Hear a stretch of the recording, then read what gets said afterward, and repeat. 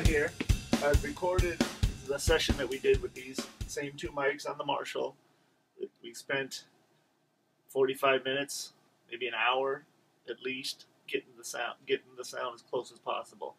And then we did 2 tracks of the exact same guitar part. So we have a left and right. So here's what the 57s sound like. It's double tracking with the 57.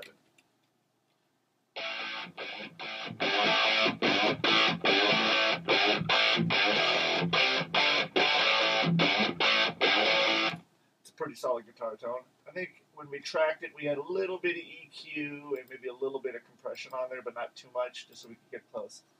And here's the 421s mic'd at the same time. Totally different sound. Then you put the two together.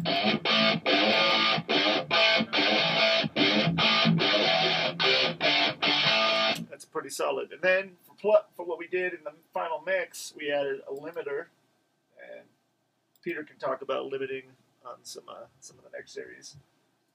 And we've also got a little bit of EQ and just a little bit of compression, because there was always some compression on there. And we actually, on this one, we ended up putting a little stereo widener just to spread it out a little bit. So here's what it sounds with all the bells and whistles. But the mixing of this guitar went really quick because we spent our time tracking it the way we wanted it.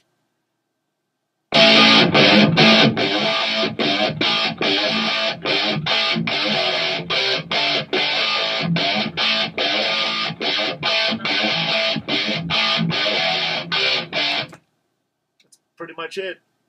And again, we saved time by taking our sweet time to get the guitar to sound as best as we could get it. Minimal plugins. I mean, just a little limiting to balance everything out, a little compression. I think there's a teeny bit of reverb on there, but not much. And a little stereo widener. We got 4 tracks of guitar. We mix those two together, and it just sounds great. So to reiterate, we have a 57 on one speaker, a 421 on the other, or vice versa. And we got it to sound the way we want. We have him play the guitar part. Does several takes until he gets it right.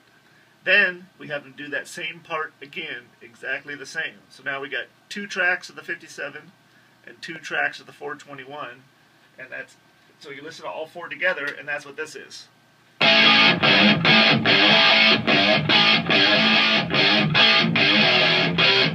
That's 2 passes over the part, blended together.